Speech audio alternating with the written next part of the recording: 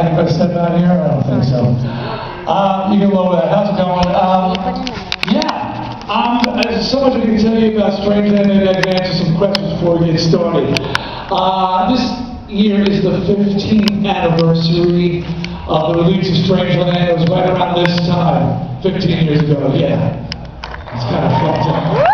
No, I don't know. No, I don't think we should be applauding that because, immediately following the release of the film, a sequel was greenlit and was in pre-production, which is in the writing phases.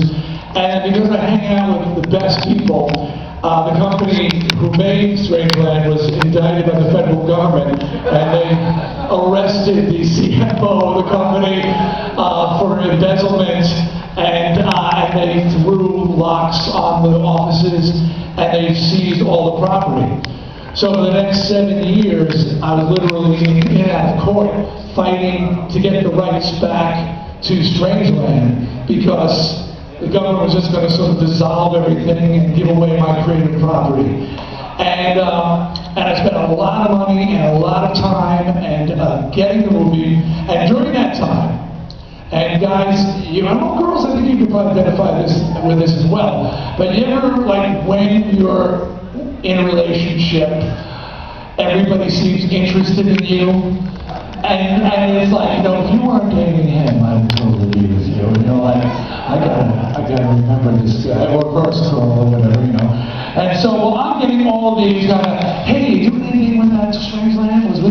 We'd love to do. Let us know if you ever get the rights back. 7 years of struggle, tens of thousands of dollars spent securing the property, and I started making the calls. I got the movie. Yeah, things are a little tight right now. And nobody, not anybody, is ready to make the movie. So from that point on, Strangeland 2, and everybody's constantly asking me about it. It was on, it was off, it was on, it was off, and right now it's off. And it's one of the great frustrations of my wonderful life. And if I obsessed on it, I'd lose my mind. But I have so many other great things going on in my life. I didn't give it up, but at the same time, I just can't focus on it because it just makes me freaking nuts. Because when I see the shit that they're remaking, and saying, really? And also the inspiration, I'm blessed in that a lot of young filmmakers who were young filmmakers back then, who became big filmmakers, they got a lot of inspiration from Strangeland. The Hostel franchise and the Saw franchise wouldn't exist without Strangeland, and that's not me saying it. That's the creators of those franchises telling me, Dee, man, watching Strangeland just changed my world. Because up to that point, all the horror movies up to Strangeland were about being chased and dying. And for me, I sat there and said, well, what's worse than being chased and dying? And I thought for me the worst would be to be helpless and suffer. There's peace in death. There's just endless agony and suffering. Not dying is the worst thing possible. And when you can run away from Jason, he's gonna get me. There's always a chance you're gonna get away. But when you open your eyes and you're manacled and chained and you're naked and your mouth's sewn shut, that's the most fucked up thing in the world. As a matter of fact, when I wrote the screenplay for Strangeland, the first person I gave it to is my wife, Suzette. And you follow my career, we've been together 37 years. She's known me since I was just wearing a t-shirt that said, "I'm Dee, blow me." And I gave her the script as always. I play everything for her first. I give everything to her to read first. I gave her the script. She went upstairs in her bedroom. She read it. She came downstairs, and it was like hanging down like this.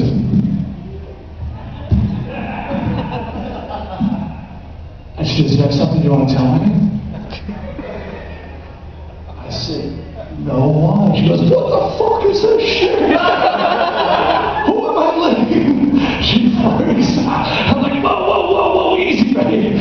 It's my nightmares, not my dreams, all right? I try to think of what scares me, because not much scares me, and this scares me. My own nightmares scare me.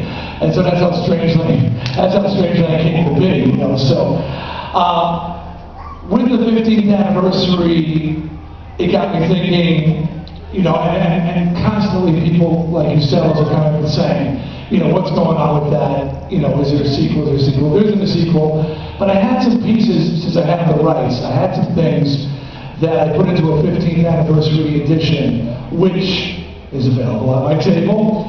But, and it just literally, there's no production company. I put it together. It's a 2-disc set. What it has in it, it has a theatrical release. It has a documentary that was made during the filming of Strangeland, which was ever released, I was saving. And part of that doc is the transformation into Captain Howdy. And that was a 12-hour transformation. I would arrive, we call it the full Howdy. There was the half Howdy, the full Howdy, and a full Howdy was hello. Now the full Howdy was 12. Sounds like something bizarre. Was 12 hours. So I would, Michael Burnett, who's the head of the special effects makeup department at Universal Halloween Horror Nights now. He's been there for the last several years. And he's a trainee from Tom Savini. We would get there at midnight, and we would work through the night to get ready, and at noon, the crew would arrive, and then we would shoot for 12 hours. So I would do like a 24-hour day, 12 of which was just in a freaking G-string, getting tattooed and applications and piercings and all kinds of shit put on, and to get ready to do a full Howdy, as we call it. And we actually have that in there. But one of when I read reviews of Strangeland, and I'm talking about original reviews, not ones that go, it's really dated. And of course it's really dated. It's 15 years old. I remember when I was writing a damn script, they still had the dial-up modems. And as I'm writing the different drafts of the script, modems are getting faster, so I'm going from like a 2800 until like the end of the movie, it's like 58,000. I'm like, oh man, this thing's flying now. Got down to a field day with Wi-Fi. Hey, smartphone, look, I'm torturing you, bitch. So when we were making the movie, I had some major issues with the director, and we wound up having such a falling out. And part of the problem was, and a lot of problems, was he didn't get any coverage on a lot of the scenes. And he just did what we call a master shot, which is this wide shot, but then you need cutaways so that you can edit different takes together. So he never did any coverage, and as we were filming, I'm going, dude, you're not getting any coverage. He goes, oh no, I got this. Well, he didn't have it, and when we had to go in and we had to edit it, we were forced to cut out a lot of dramatic connective tissue that helped the story make total sense. There was glitches, and they go, well, how's that happening? How's all of a sudden this happening? Well, there was storyline that we lost because we couldn't. They called movies for a reason. They're supposed to move, and when you just have a master shot, it's like watching a fucking play, and that's great in a theater, but it's not great on a movie. So. I said, you know what? Because people were asking about it, I said, I would really love to put together the pieces that we cut out. So you can tell for people who are true fans that they want to watch it, and they want to see the story, and they, oh, okay, that explains that, how she got there, okay. And they want to see, and I said, so let's find that stuff. Well, because of the government seizure of the property and all that stuff, it was like Indiana Jones and the search for the Holy Grail. Finding the lost footage was insane. And on this DVD, the 15-year anniversary, is actually the editor, Jeff Kushner, talks about what he went through to find the footage that was literally in a storage facility, in a big pile of film. When they seized the property, the government just took all the reels of film, piled them up in a locker, locked the locker, which is what you do with a locker, I guess, and then he found there and had to sort, literally covered in dust, and literally had to sort through, and apparently this was like a day before they were getting ready to destroy all of this stuff that was in this locker room. And he pulled all of the cans of raw footage out. And the 15, and then we call it the director's cut. It's just all the pieces, which really Frankenstein, because you got all these sections that have been put back in and they aren't processed, The sound hasn't been fixed. The color they haven't been colorized so they all match. So when it cuts to these pieces, it's very obvious, oh, they stuck this in there. But it's really just sort of just for the true fan, the 15th anniversary, to offer this, to see the original story, the original script. And it really, to do this on myself, the damn thing was a pretty awesome script, because my inspiration is not so much as I love the Halloweens and I love the Friday the 13th and all those movies. My inspiration is, The Exorcist, Silence of the Lambs, Seven, movies like that. I mean, great, traumatic, scary, terrifying movies, disturbing movies. That's my inspiration. So, so if you are of the mind, stop by the table, check out that 15th anniversary edition. You're a true fan, you'll find it very interesting. Again, the sequel, right now, I don't see it seeing the light of day, but you never know. I'm staying in shape. I am more worthy. I was looking for a comment. I was asking my wife, why are you working so hard? Because I have to put a loincloth on again, and I'm not going to embarrass myself. Even though Captain Howdy's going to be burnt to shit. We did some sketches. Well, okay, if he did survive the fire, and he looks like a patchwork quilt. Okay, because what's happened is he's burned. Somebody lost in the urine. Oh, it's mine. No, I'm kidding. I figured that he was burned on his pierced side, and that scene of them removing the jewelry from his burnt flesh is just powerfully fucked up. And then the only patches of unburnt flesh, since his legs really took a beating, is where the fire started, is the only thing we kept him unburnt was his torso and his tattooed torso. So they harvest the flesh from his tattooed side to help patch his untattooed burnt side.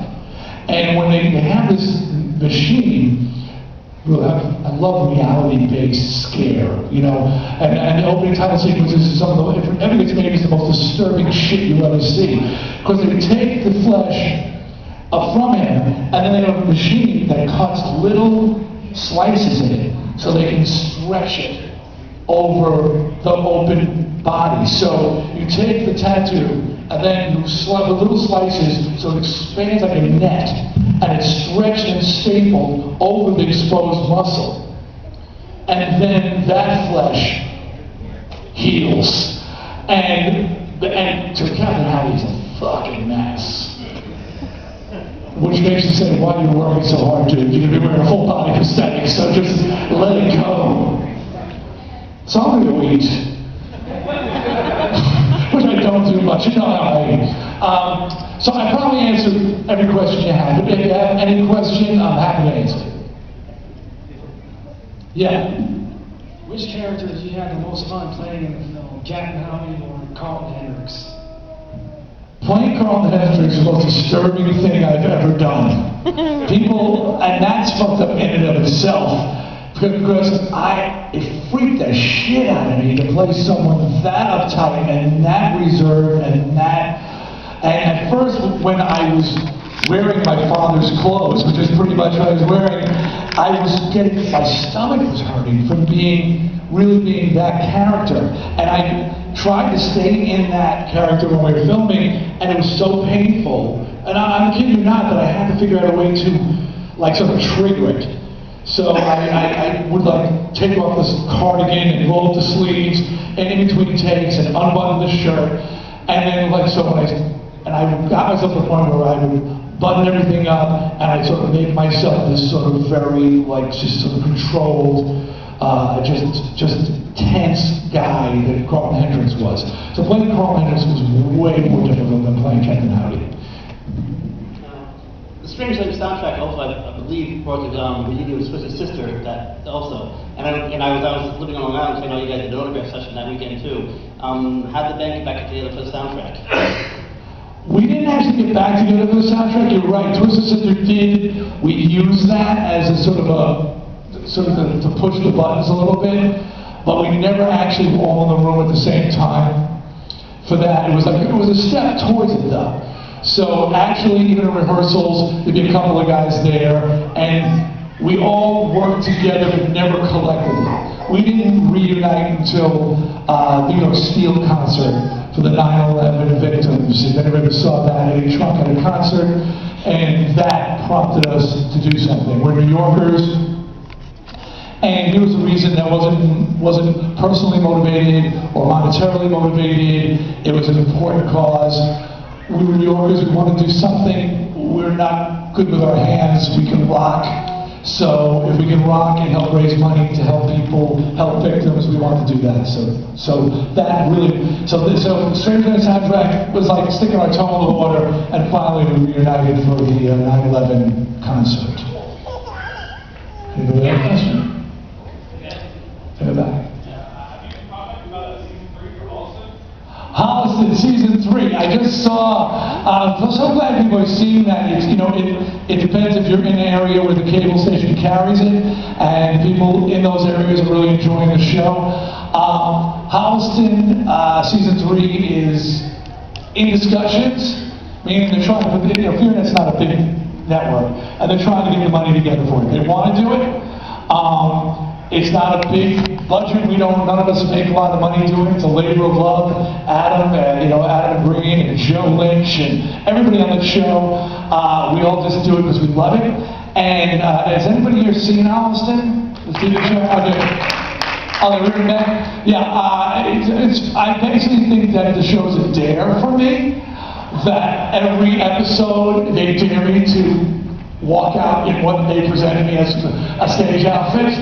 And then go, okay, wear this. And I go, you double dog dare me to wear that?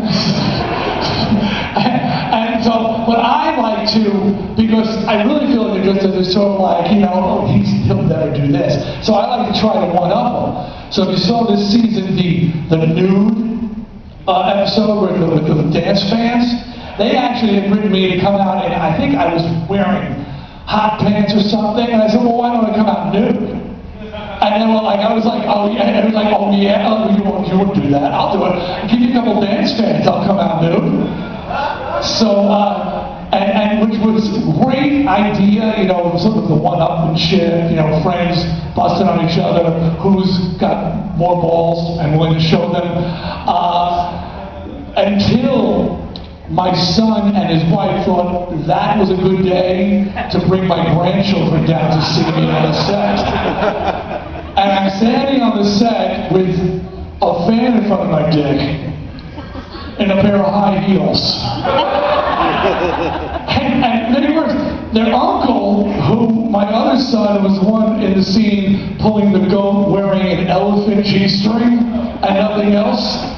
So we're both on the set, my son holding his goat, and me with a fan for my dick, and my 4-year-old granddaughter, and my 2-year-old grandson come in, and they're standing there in shock, waving. And I'm going, oh shit, more therapy. I spent a lot of money on therapy for other people. Okay, anybody else have a question? Yeah. That is how did I get connected with Holliston? Adam Green was a fan.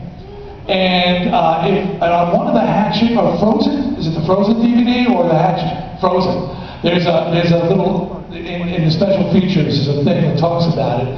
But he was a fan of mine who, you know, and this was the killer, I don't really remember. I meet a lot of people, I love you guys. But I really do, but I don't remember everybody's personal face. And I'm genuine to every one of you when I meet you. And if a fan comes up to me and he is struggling with life, I feel it's my job to cheer him or her on. And, you know, and say, you know, because that's what I needed in my life, and I didn't have a lot of cheerleaders. So you go to me and say, dude, I'm trying to get it together. I'm going to say, you got to fucking get in there and do this, and don't give up. Go, go, go, get out of here. And then, you know, I'll be running out of the field. Well, Adam, apparently 5 different times in his career came to me, and coincidentally, he would beat someplace, and when he was just about to give up, and they were like, Dee Snider appearing tonight, and he'd go, oh shit, I'm going in there, and he'd meet me, and I'd go, get out there and fight, man! And he'd run back out, and then a year later, he's just about to give up, and this is all true, and he'd walk in LA, and his career's over, and he looks up, and signing copies of Strangeland tonight at Virgin Megastore, and he'd run in and go, I'm not gonna go, man, go! And apparently, he wrote me a letter, and I very rarely handwrite a letter back, and I did to him, because when I get a letter, it's more than just like, hey, I really love your music, but there's something that really connects with me. Again, I said, this person needs my advice. I wrote him a letter back, and the letter said, dude, and he told me that in his letter, he showed me the letter, it's laminated, it's over his desk. It said that he wanted to be a movie director and write movies, and I said, we'll get in there and make this happen, and don't give up till the end. And I said, one day, I'm going to be at the big premiere with you, and we'll be hanging out at the party backstage. Well, I get an email through Connect, and I almost threw it out because I didn't recognize the email, the address, but it said, hello again. So I said, you ever do that where you open it with like one? You don't want to look, and I'll spam it real quick if it's long. And I opened it, and I'm reading it, and he tells me the whole story about running into me 4 or 5 times at points in his career where he was giving up, and I cheered him on, I cheered him on, I cheered him on. And he goes, and my first movie, Hatchet, is made, and it's premiering at the Tribeca Film Festival, and I just wanted to invite you, because, you know you can't come. But I wanted to invite you. And I picked up the phone, I said, well, where's the party afterwards? And he said, what? I said, well, I got to make the prophecy come true. I said, I'm going to be at the big premiere, and we will go hang out at the party afterwards. So I went to the Tribeca premiere, and as a matter of fact, when he got up to take questions, he told the story, and he ended with, and Dee Snider was here. And I stood up, and people were crying, because it was such a moving moment to a lot of people that this thing sort of happened, and I'm like this heavy metal Yoda. Whose circuitries you lost? And since then, like, my son has worked with him on his movies, and I was the minister at his wedding, at Adam's wedding, and so anyway, but yeah, so it's a long story, but we became friends through that. It was just this wonderful confluence of things that happened, and it's cool. It's very cool. Anybody else? All the way back. I'm coming back there so I can hear you. Yes. Oh, I talked to you before. Is this the 5th question that I got to answer? I got the 4 or 5. Yes.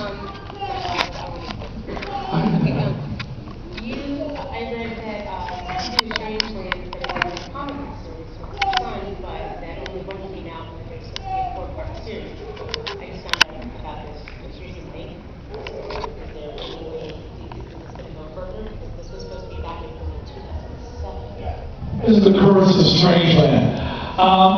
It was Fangoria tried to put on a comic series, and his son Jesse is a writer, and he wrote a prequel to Strangeland.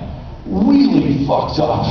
And the first episode came out, and then Fangoria Comics folded, and the other 2 of the 3 books never came out. And I'm not sure if you ever put them on, they may be online somewhere. I know because people who have read them wanted, what happened, because it was the whole